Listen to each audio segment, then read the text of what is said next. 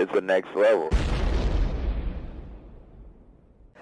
Hey, my name is Ross Marquand, and I play Red Skull. You are listening to Panels to Pixels podcast. Check it out. I'm Karen Page. I'm here to make a statement. Let her speak. We have all been lied to. Right? We've been manipulated by a sociopath who doesn't care about the truth, or about who he hurts, or about anyone other than himself. Last night, Wilson Fisk tried to have me killed because I know the truth.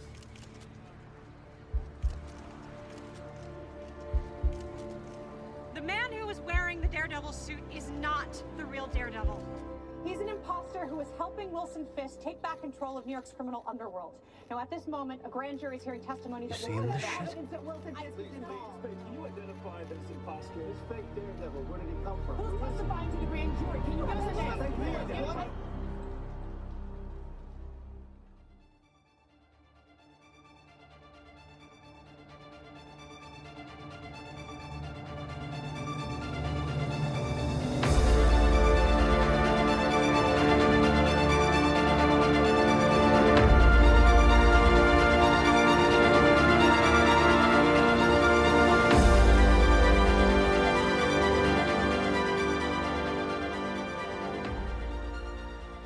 Hey panelers, welcome back to the show. I'm Mark. And I'm Steve. And Mark, I realized it this week as I was struggling to watch these two episodes that I wonder if I had watched it originally, like when we didn't know the series was ending, if I would have enjoyed these episodes more. And I think I would have. I think I would really have enjoyed these episodes more. But this time watching it, knowing that it's over and knowing that we're not going to get a season 4, I think has really made me look at them with a different attitude, and it's just been a struggle. I mean, all the individual episodes are good. It's just the season as a whole. Yeah, because you're expecting something to come after, and we're not going to get that after this. Yeah, and we know we're not going to get it. It's one thing if it was if it was still kind of a secret, we didn't know. I think that's why I've had such a trouble with these episodes. But yeah, so there we go. I just wanted to get that off my chest. If anybody has been listening and it sounds like, man, Steve doesn't sound like he really likes these episodes. No, I like them. It's just kind of been a slog. Or maybe it's because it's Friday the 13th and we got all this going on in the world. Who knows? Could be. But I feel with you. I do feel with you, brother. But it's how it is. Yeah. It's just like we've been watching this. We wanted to go back. We had to watch it, but we already know, hey, there's not going to be another season. But there's always hopes for the future for the MCU and bring back Daredevil in some sort of way, and hopefully it will be Charlie Cox. Hopefully. Yeah, Charlie Cox, please do come back. So, Mark, why don't you start us off by giving us the synopsis for Daredevil Season 3, Episode 11, Reunion? Sure. The synopsis for this episode would be Dex tries to run his prey to the ground. Nadim's conscience kicks in, and Fisk looks to recover a gift from Vanessa seized during his incarceration. That's pretty good synopsis of the episode. Yeah, pretty much. But there's like a little things interlacing in there, too, within the story that we do see during the show. Yeah. Yeah, there was a lot of personal connections that were made in this episode that I think was really good, and just we got to see some humanizing of even a bit of a human moment with Fisk even there. Mm-hmm. So it was really kind of cool. So we should actually get on to our top 5. Sure. I'm Daredevil. You want me to start? Sure. So my number 5 is just that opening scene with Sister Maggie, and she's going around and she's trying to help the people after the attack on the church. She talks to the police. She's trying to convince them that Daredevil has escaped. I mean, she knows that Daredevil and Karen are still in the church, but the police don't know that, or they shouldn't know that. Well, she knows that Matt and Karen are still in the church. Daredevil has escaped, and she knows that he's escaped because she knows that wasn't Matt dressed up as the Daredevil costume. And I thought it was really interesting when she walks into the church and she sees the body of the father, and she has that little moment of prayer where she's kind of blaming herself on what happened to him and why kind of her choices are what have led to this coming to them, And so I thought that was really cool. I thought it was really great that she noticed the blood on the sarcophagus lid, so she knew that's where Karen and Matt were hiding. Definitely. And I actually have to piggyback on that with my number 5, which would be about Sister Maggie trying to be elusive with Dex and Nadim because they wind up approaching her and her just straying them away. She tries her best to stray them away from Matt and Karen within that, and that's what I liked about that actual scene. Yeah, it was one of those moments where I was really wondering if Maggie kind of suspected that Dex might have been the one in the costume, or if I don't know. I didn't really pick up on that, but at first, Me neither. Watching it the second time, I was kind of like, I wonder if she kind of thinks, or it might not have been that, but yeah, it's kind of because we've been watching it from the perspective of a viewer that we think that. Could be. I think that she doesn't really know, but she doesn't trust them in general because she just wants to protect Matt and Karen at this point. Absolutely. And she sees anybody as an enemy at this point. Yeah. Okay. So my number 4 is just Karen kind of coming clean with everything, telling Matt everything and just opening up, admitting that she went to go see Fisk, telling him that she told him about the brother, the car crash, the fact that she used to be drunk and high. She doesn't tell him necessarily everything she did, but she tells him enough to help him understand that she was responsible for her brother's death, that she killed James Wesley, that she told Fisk about killing James Wesley, that Fisk kind of tricked her into admitting that Matt is Daredevil, even though Fisk had kind of already figured it out, maybe. Yeah. But that whole scene between her and Matt was just really, really great. And Charlie Cox and her name's escaping Deborah Ann Wall. Deborah Ann Wall played that scene so well. They really, really did. Yeah, they were very good at this. That's what my number 4 was as well, was just Karen coming clean about what was going on. Basically, because we already saw her history in one episode, I guess she had to correlate and just bring it together with what had happened when that she killed that guy, and that was it. Yeah, it was really good, and even though I was kind of disappointed that we got the episode so late in the season, last episode, but definitely if we hadn't, or whatever the Karen episode was, that if we hadn't gotten that, we wouldn't really have the context for what she's telling Matt, and it would be this is one of those things where I will give credit to the show that they showed us Karen's background. They didn't, in her history, they didn't just tell us. Because they could have left out everything that we saw in the last episode and just told us everything in this scene here. Well, if we watch this as a long form, like a lot of people do, and binge watch and go episode after episode, then it would have worked out in a sense where you didn't get lost. Like, why am I watching this whole Karen episode? Yeah. Because it wouldn't really be an episode. It would be just a whole long form movie. Yeah. Which wouldn't be just, 2.5, 3 hours. In this case, it would be more of like, what, 8 hours? Right. And just watching everything all in one day. Yeah. So it's like, oh, I get the whole story, and here we are, and okay, they reference that, which makes so much sense. I would give it that because that's how people were with Netflix. I think at that point Netflix was going with that route, where they thought they could do a long story. And definitely. Definitely, Netflix is definitely catering to the bingers now. They're definitely said they're not doing recaps at the beginning of the episodes, most of them anyway. They give you that option to skip the intro. So yeah, definitely they are playing to bingers here. So that was your number 4. Our number 4s were the same. So that brings us to my number 3. Correct. Just the fact that the Second Circuit Court of Appeals, they exonerated Fisk completely. Like it really shows how deep he's got his hooks into the system here. That I guess that's federal court, or I'm not sure how that all works, because Foggy in the next episode or later talks about, well, we can still try to get him in state court. And so it was a little confusing to me, but definitely just this whole idea that Fisk is now completely exonerated. They're claiming that he's innocent, but yet everybody knows he's guilty. And then on top of that, he comes out and he accuses Daredevil of being the bad guy. Well, it's always going to be the case. It's always that guy. you know. And I kind of saw that coming because this is Fisk, of course. Right. You know, it's like, you know, he was going to try to get away. And I'm hoping, you know, like I said, this is the first time after like episode 6 or whatever it was, this is like a new show for me. I'm like watching it as I go again.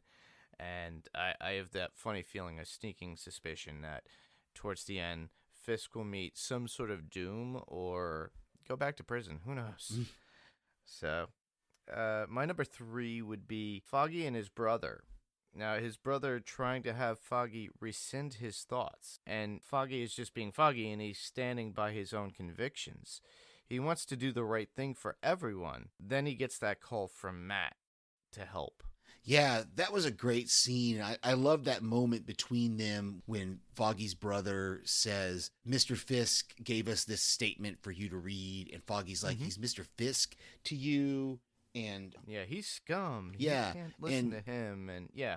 So it was really great. You got this prepared statement, and Foggy's like, "No, I'm not gonna read this." And then I've got some more about this actually in the next episode, but I'll say it now. Is that the brother almost kind of turns it on Foggy and is trying to blame Foggy for the family being kind of under Fisk's thumb. That he's like, well, if you hadn't left, we wouldn't have been in this bind, and we wouldn't have had to do this. And Foggy's like, you knew it was fraud when you were signing that stuff. He knew there was something wrong with it, and he still signed it and got his father, his mother involved. Yeah.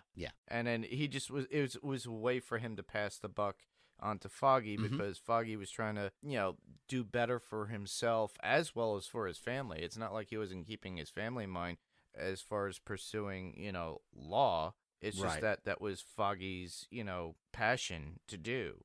And his parents actually helped out in a sense where they wanted him to do that, you know, because he was following his dreams. Right.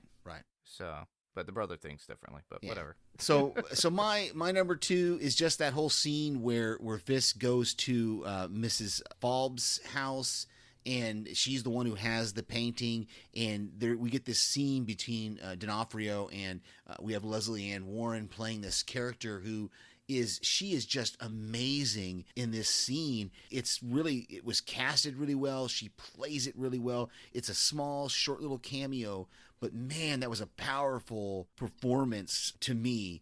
That when she tells that story about the Nazis breaking in and taking and killing her father, and then them having to escape or them dragging them across the country, it was very Sound of Music like. But at the same time, though, she had this great delivery. That moment when she tells Fisk, "I know who you are. You're a wolf, and all you do is you take things." And I love that moment when she stands up and she says, "You'll take nothing more." It just was it gave me goosebumps. I'm getting goosebumps now talking about it. And it was amazing. You have this little maybe 5-minute role, and she's such a great actress that she just pulls it off so well. It just amazed me. Yeah, she was really good in it, in the sense that we really don't see Leslie Ann Warren that much in shows or movies now. Yeah, I'm sure she's at the point in her career where she can pick and choose her roles. So she definitely must have seen something in this where she says, "Oh, I want to do this," even though it's a short little scene. So yeah, I enjoyed that scene very much. I liked it. I had that in my notes. My number 2 would be, well, Fisk's blatant brutality in killing that one operative in the car. That was extremely terrible.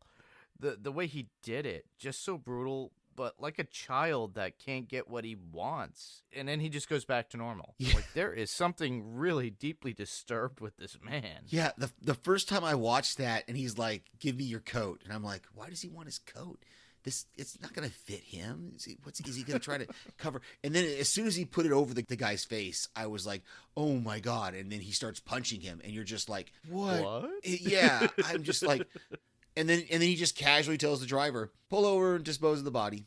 And the driver's like, "Yes, sir." Like it was nothing. Yeah. Yeah, just get rid of it. It's okay. Oh, yeah, it's just trash. Yeah. But yeah, that was one of those scenes that I couldn't watch it the second time. I had to look away. I went and did something else during that whole scene because I just didn't want to watch it again the second time I watched the episode. That brings us to my number 1. Yeah. And it's just, I love that little meeting on the roof there with Foggy, Karen, and Matt, where they're standing there and we see the 3 friends then they're talking, and Foggy's full of hope, seeing, we're back together again. We're doing this. And he's like, we're going to make up a plan. And then we're going to, how does he say? It was great the way he said it. He says, we're going to figure out a plan. We're going to do the plan. And then we're going to execute the plan. And Matt's just looking at him going, what? That's not a plan. Your plan is we're going to make a plan. Then we're going to do the plan. It's just like... It just reminds me of a really funny comedy sketch. It's like, we do the plan to do. Yeah. I don't know if it was from Tropic Thunder or something, but I know that was somewhere. Yeah. And it was just a really, really good scene between seeing the three of them together. And we get another moment like that in the next episode as well. Yeah. My number 1 would be Matt coming to the aid of Nadeem and revealing himself to Nadeem. Yeah, that was great. I loved that we have Nadeem coming home. He knows that his family's in danger, and he rushes in there. And, most shows would have had Daredevil or have Matt come in right away, like the very first second, and start saving the day. But that's not what happened here. Nadeem has to fight a little bit. He killed 2 of those guys before Matt even stepped in, and then Matt jumps in and helps, and then they kind of fought together, and it was so great in this episode and the next episode. Seeing them fighting together was just really good. It showed us that Nadeem was not just some pencil pusher. He was an agent, man. He could do some damage when he needed to. And he was a person of passion, and he definitely wanted to take care of his family and protect them. And on top of that, he showed a little bit of, a lot of respect to Matt after Matt exposed himself as he took off his mask. And then the look on Nadeem's face is priceless. It's like, whoa, okay. Now I see where this is going. So, yeah. Very cool. So we had a couple of notes here each. I really liked when Karen and Foggy, or I'm sorry, when Karen's talking to Matt about how much Foggy is a good friend to him, that she says he still follow you over a cliff even after you've been an a-hole to him. It was really, really great. I have one. Maggie goes, killing anyone, even Fisk, it will change everything that you feel about yourself. Karen said that to him. Karen, yes. Karen, yeah. Sorry. Yeah. And I loved, again, going back to that whole interaction between Fisk and Mrs. Falb, where she's talking about it, and he had said something about, she gave that painting to me, Vanessa gave it to me, and she gave it out of love. And then Leslie Ann Warren's character comes back with, the painting was not hers to give, and it was not taken with love. It was really, again, I just go back to that, I get goosebumps just thinking about that scene. It was so good between the two of them. Yeah, that was very deep, Those were deep words for her. Yeah. As just a regular, a throw-in character, too. Yeah. The next one I would have would be Fisk saying, Daredevil is our true public enemy. Yeah. So that, it's just the way he points it towards, Matt as being the enemy, which in turn everybody knows, Fisk is the enemy. Yeah.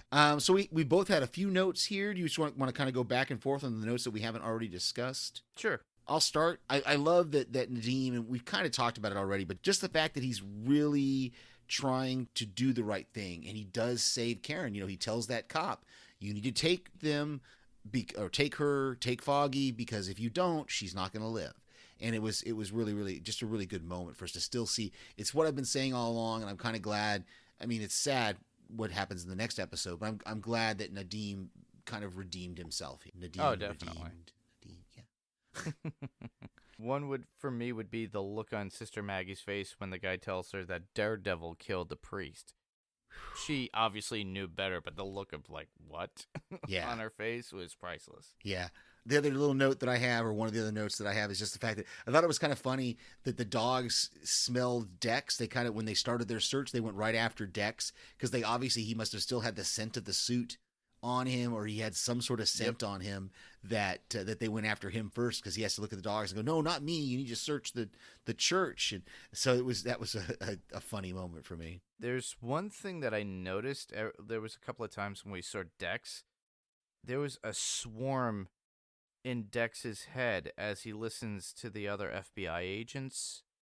It sounds like a swarm of bees or something, and you hear it like a couple of good times, it's like what's going on in his head. Everything is like swirling around. Yeah, that was really good. I hadn't even really paid attention to it until I saw you put this in the notes, and then I noticed it's not just in this episode, it's in the next episode also. Yes. That we hear it. That was that's a good catch there, Mark. The last two that I have, or the second to the last one that I have, is just that it was kind of cool. And I think Sister Maggie, I mentioned Sister Maggie saw the blood on the sarcophagus, but when Dex comes in to the church, he sees the blood on the sarcophagus as well. So you can kind of see when he sees that blood and he realizes, oh, they were right here when we were searching this room. And then he goes outside and we hear some more of that bees, and he goes into that ambulance and he yells, so that was, it's really good. He played that really well, I thought. Yeah, I did. My last one would be, Matt's senses.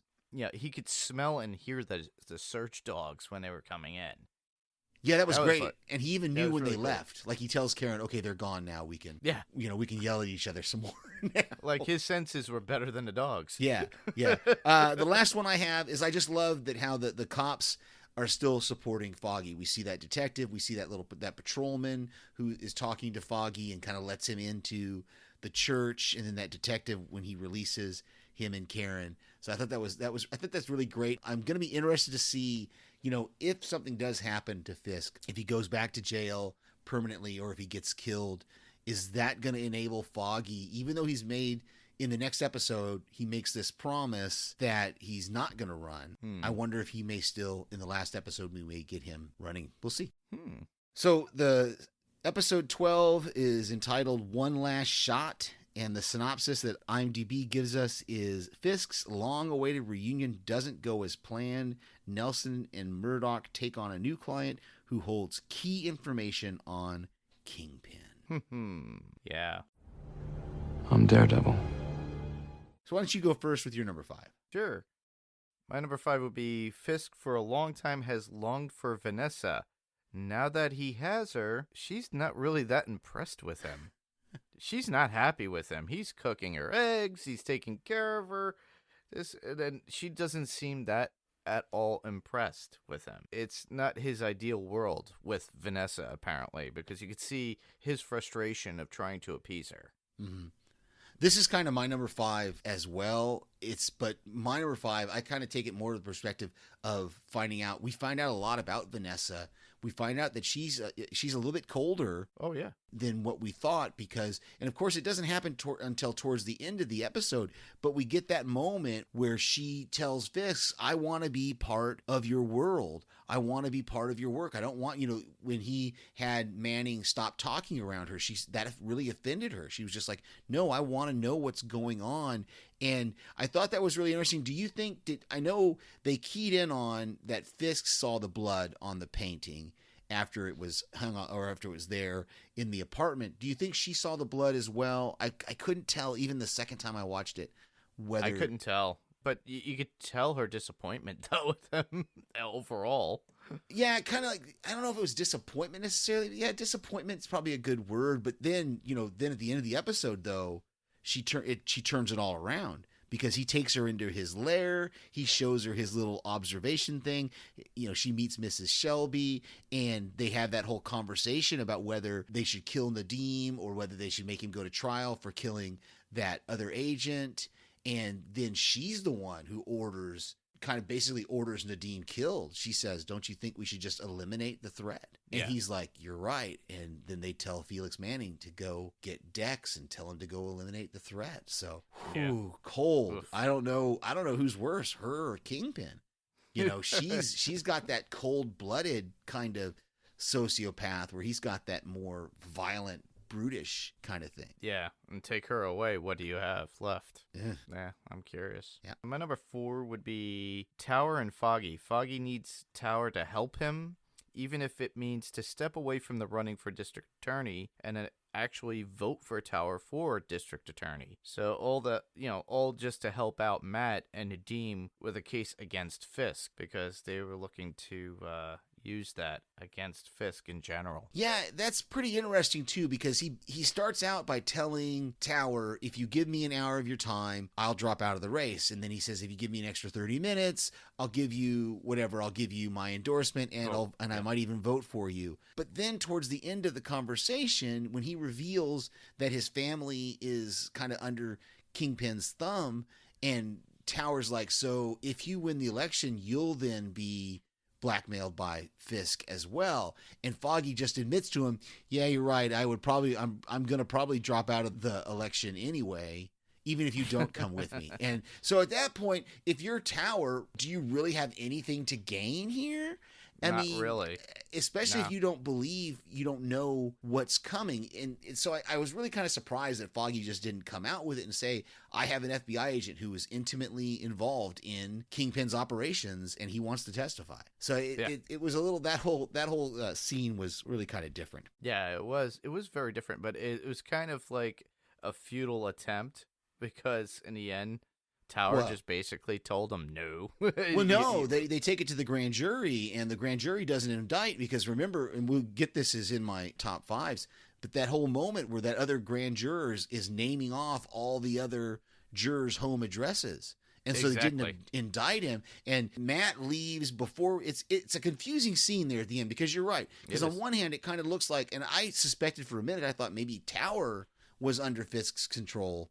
That's what I thought as well. But then there's that moment where Matt, before they find out that Nadeem has been killed, Matt goes, I'm going to go track down Tower and make sure he's going to keep pursuing this.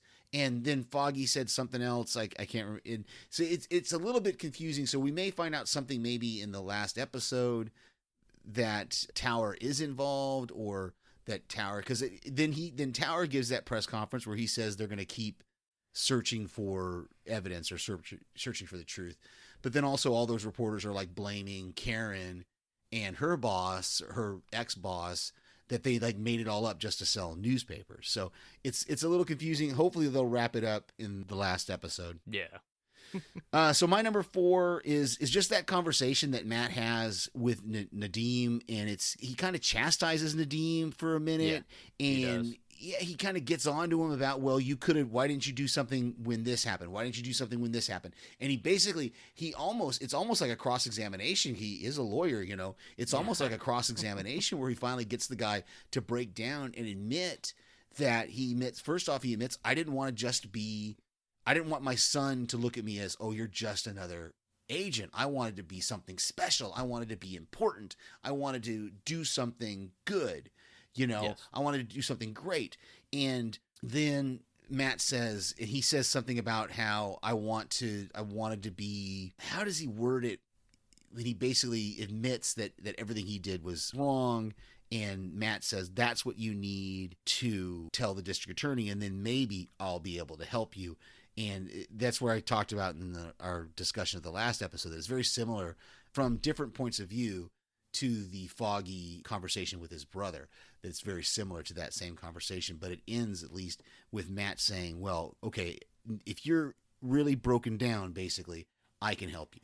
So that brings us to your number 3? I believe so. And that would be Matt's awareness in the van as he guides Nadeem in some way when they are brought to the court. You know, with his shots. Basically, they're in the van, and it's like Matt's just guiding him where to shoot outside the van. He's shooting blindly, Nadeem, but he's guiding him. It's like, shoot here, and it's like Matt is like on top of it. Matt is basically walking Nadeem through every encounter with this, and it's funny that a blind man with a little enhanced abilities, yes, but is able to like point out where to go all the way through the streets. Yeah, that was great. This was actually my number 2. So I'll swap this with just that whole trip to the courthouse had I loved it. It had a very 16 Blocks, that Bruce Willis movie where he's trying to get that guy to the courthouse. It had a very feeling about that, very, very kind of contained and like, okay, we got to take this trip.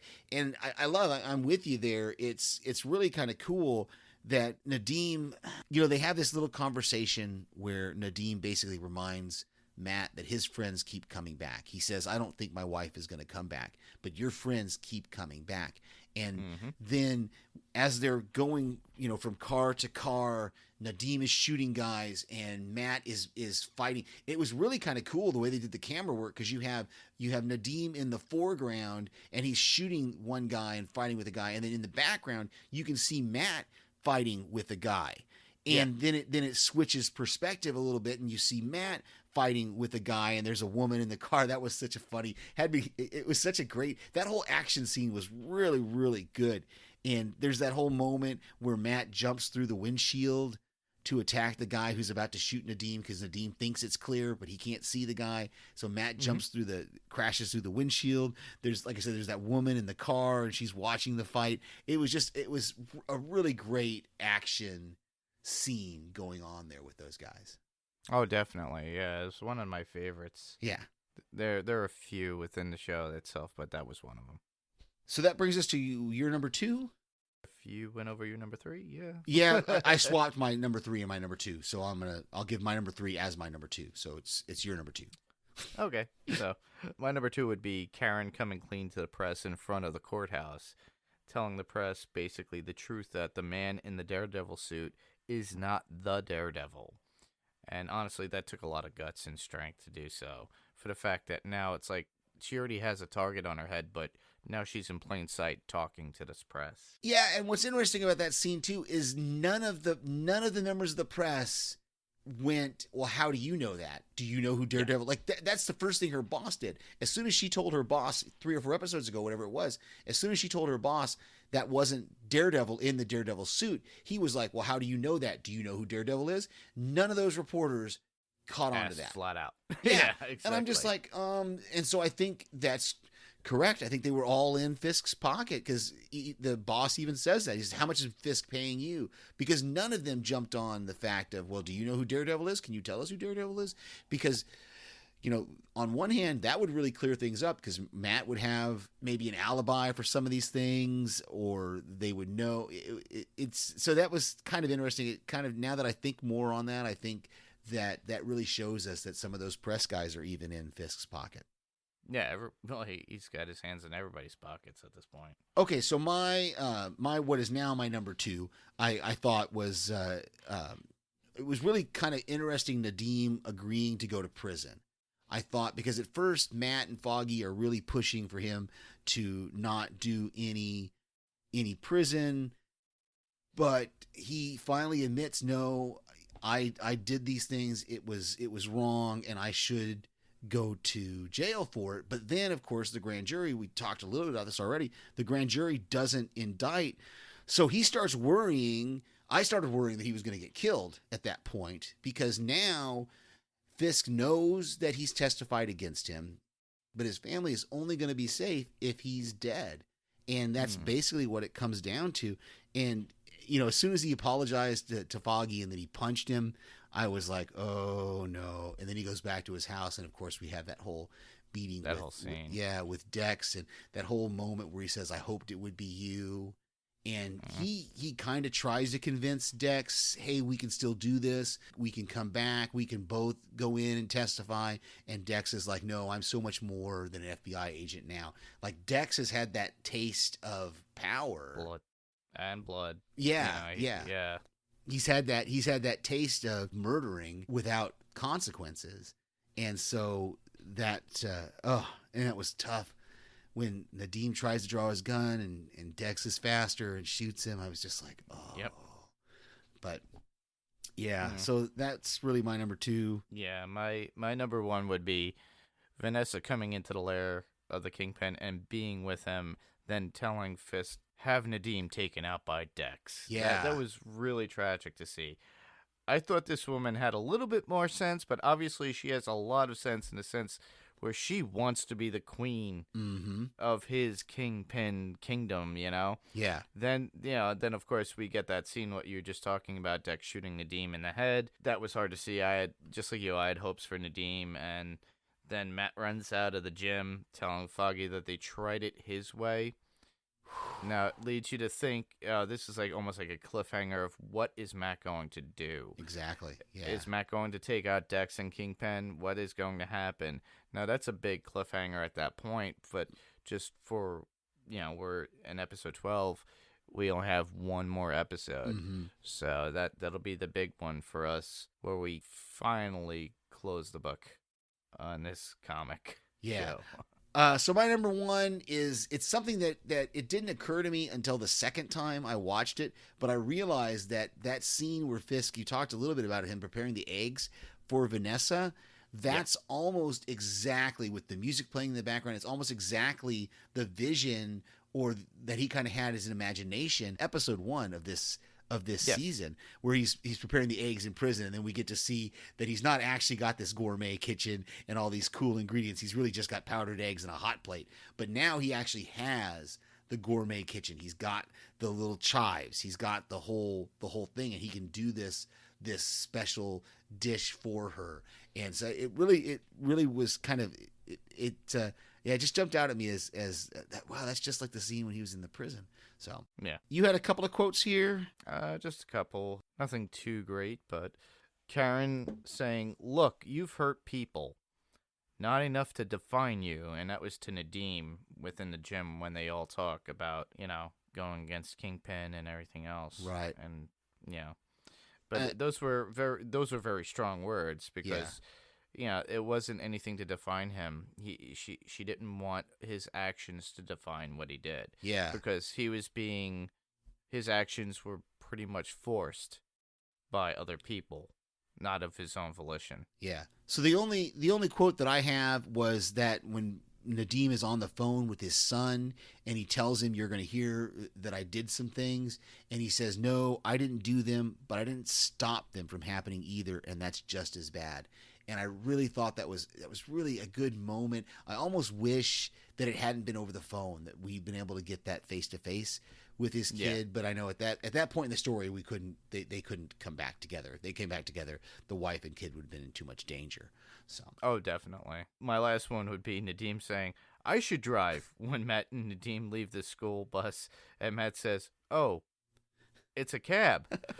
After saying this, "This is the way out." I was laughing, because I don't think Matt would ever drive a car, because he saw him behind there for a moment, and you're like, no, you're not going to drive. So the only note I had that we haven't already discussed for me was just that scene with the whole grand jury and the guy reading off the home addresses. It reminded me a lot of The Untouchables, that scene at the end of the movie The Untouchables where the judge swaps the juries when they find out that Al Capone, they find out a list of all the jurors in Nitty's pocket, and the judge is like, "Okay, here's what we're going to do. We're going to swap the juries. You're going to go get this jury from this courtroom over here, and you're going to bring them here, and this jury's going to go over there." And I'm just like, yeah, I don't know if that's the real life way they did that, but okay. Yeah, right. And you had a couple of notes? I had a couple of notes. First one would be the distraction from Matt within the school bus. Nadeem using that as an advantage, basically to take down one of the thugs. I thought that was pretty cool, though. And then the other one I would have would be, I have a problem with that jury and that guy memorizing all those people's names, addresses, and family. Honestly, they would have had some sort of court stenographer on hand writing everything down.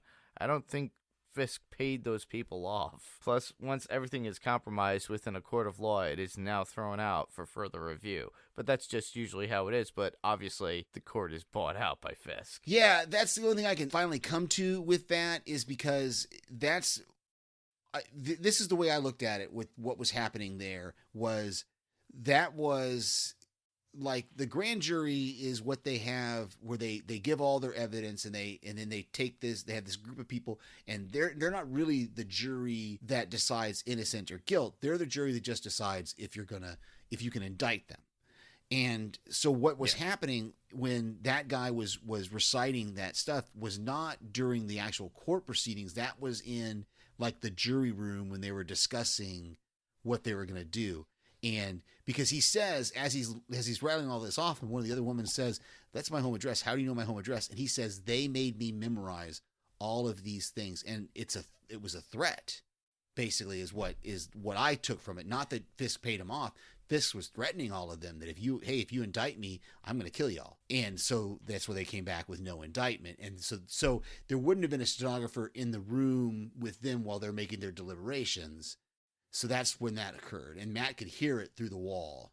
Does that make sense? Yeah, it does make sense. Okay. So we didn't have any feedback this week, and my only thought right now is I'm glad it's almost over. We only got one episode left, and like I said, going back to the beginning, I think really it's just because I know that there's not going to be anything more. And so if the episode 13 ends on a cliffhanger, I know we're not going to ever get an answer to it, and that just disappoints me.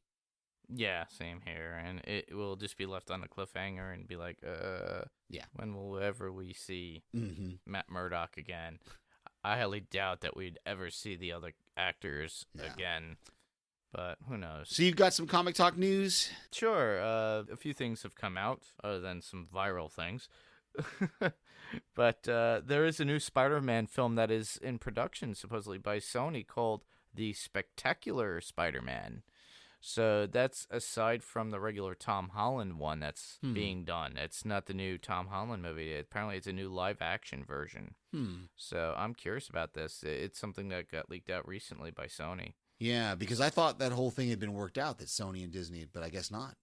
Well, they did. They have Tom Holland for a couple of Marvel cameos and, as far as the new phase is concerned. But Sony is still able to do their own thing with Spider-Man because they own a majority of that's all I property. Meant. That's all I meant. Yeah, so that's going on with that. And then the last Black Widow trailer just dropped, and we are only a few months away from the movie. I'm really looking forward to this. A lot of people have been, who I have met and talked to, are like, I'm not really interested, and then they did a whole about face. Yeah. So I'm really looking forward to it. It looks really good, and this last trailer drop was really, really good. Yeah, I'm excited. I want to watch it. Hopefully we can all go to the movies. Yeah, exactly, right? Woody Harrelson has a new look as Cletus Cassidy in the new Venom 2 picture. So when we last saw Cletus Cassidy in the Venom movie with, I forgot his name, Tom Hardy? Was it Tom Hardy? There you go. Yeah, it was Tom Hardy. At the very end, we get him, and he's got that crazy curly wig looking thing that's on his head.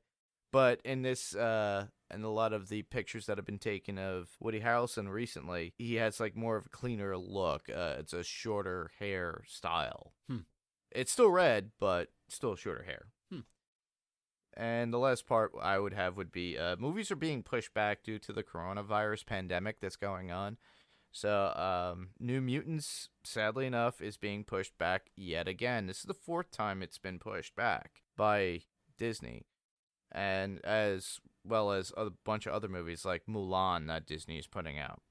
But the odd thing that I found is the director of the New Mutants is doing the new version of The Stand by Stephen King. So I found that kind of odd with the current state of affairs, Yeah, I haven't seen any of that in the news, and that I guess they're pushing back those releases just because they don't think people will go to the movies.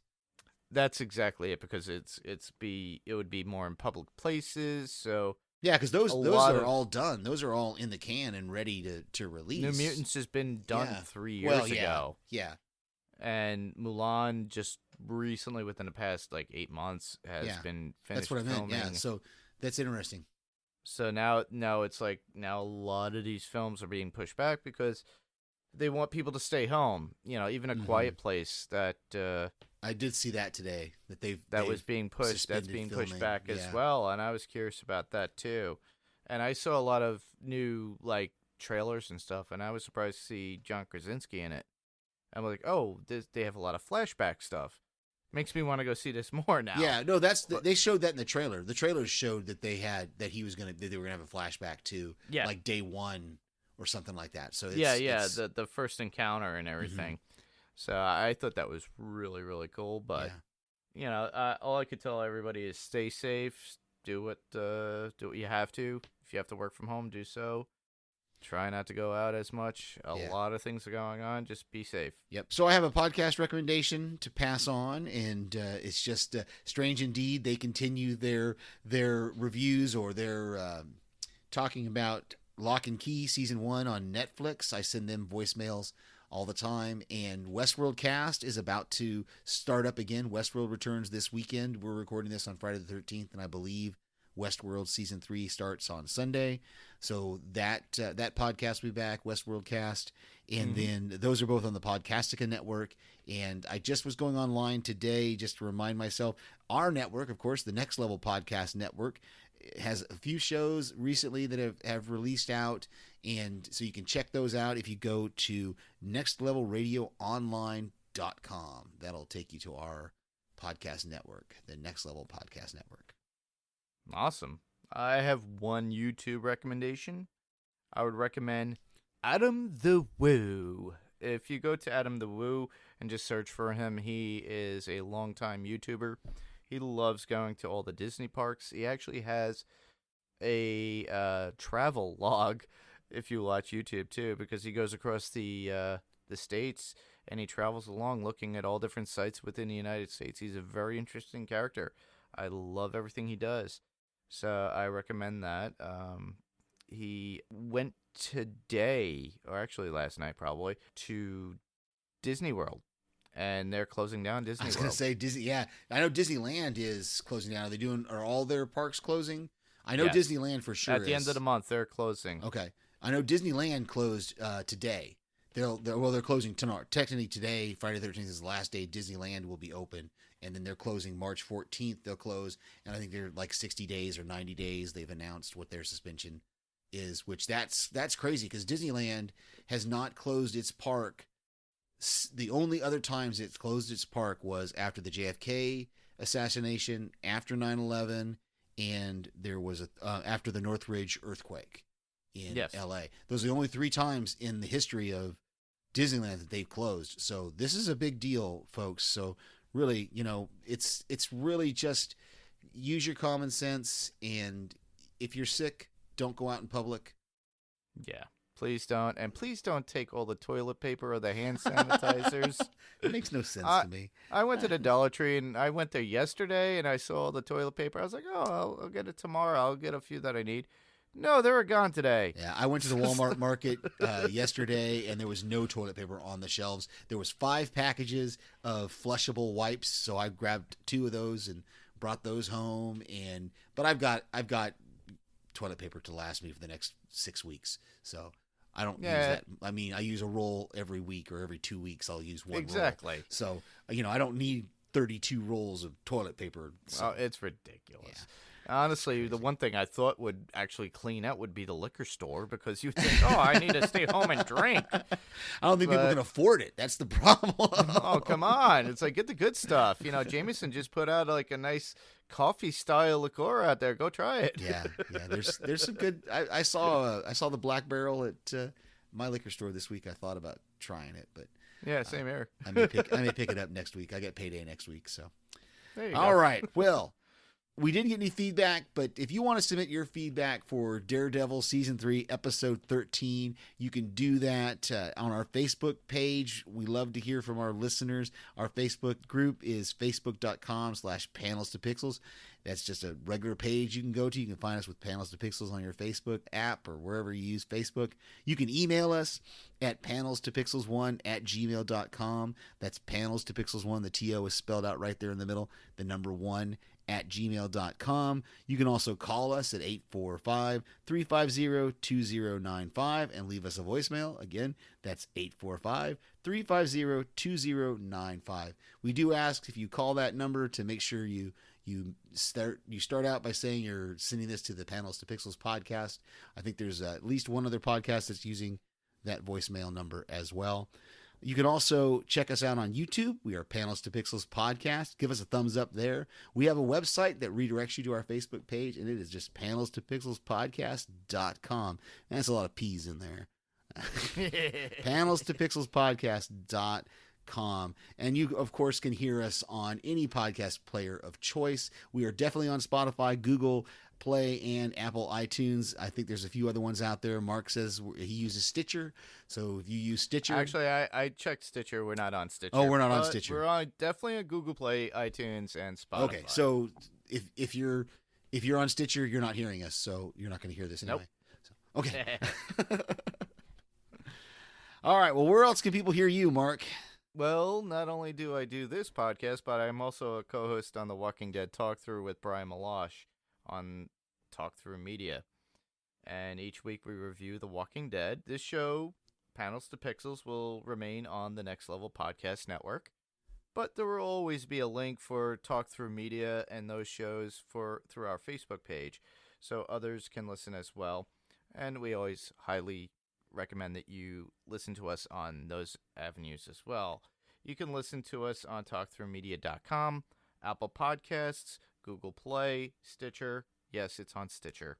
or on Spotify, or wherever you get your podcasts. We are currently working on a lot of things. Kyle and I are actually working on another podcast that would be dedicated more for him and myself on that particular network. And, well, I'll give you the name. It's called Let's Talk Through. So that will be based upon pop culture and some stories related on pop culture or in history and pop culture. So we're going to go into that soon. I would expect that podcast to show up on the Talk Through Media website and our regular podcasts next month. So keep in tune for that. Definitely keep in tune for this week, because I believe on The Walking Dead there's something that's going to big that happens that's comic book related, and you all know what that means, all you out there that read The Walking Dead. So I think Alpha loses her head, and Carol sends somebody out on a mission to do so. But that's just my thoughts, and that's my prediction. I also have a prediction that Gamma might be taken out by Beta, but I could be wrong. I could be all full of it. And you, Steve? We can hear you everywhere. You can hear me everywhere. I send voicemails to various podcasts. I am currently definitely every week sending Strange Indeed a voicemail. I'm trying to get every week a voicemail to TV Podcast Industries on Picard and on the Picard cast that's on the Talk Through Media .com that's on the Talk Through Media network. I'm trying to get voicemails to them every week. I think I missed last week, but I definitely have one for this week, and I may have two on this week's Picard cast, and that's about it. Cool. Yeah, you could definitely hear Steve. He loves our friends. I do too. I only have the advantage of actually getting to listen to the shows. I don't have enough time to actually go out and send out voicemail. I wish I had. I was supposed to send one out to Picard tonight, but it didn't happen. I'm so bad. But, if you guys have that time and you could actually listen to those shows, we suggest it and highly recommend it, and do the same just like Steve does. We'd love to hear your voices there as well as here. So that's pretty much our show tonight, everybody. Thanks for listening. I'm Mark. And I'm Steve. And we'll see you on the next panel. Talk to you later. And this is Panels to Pixels. Good night, everybody. Good night.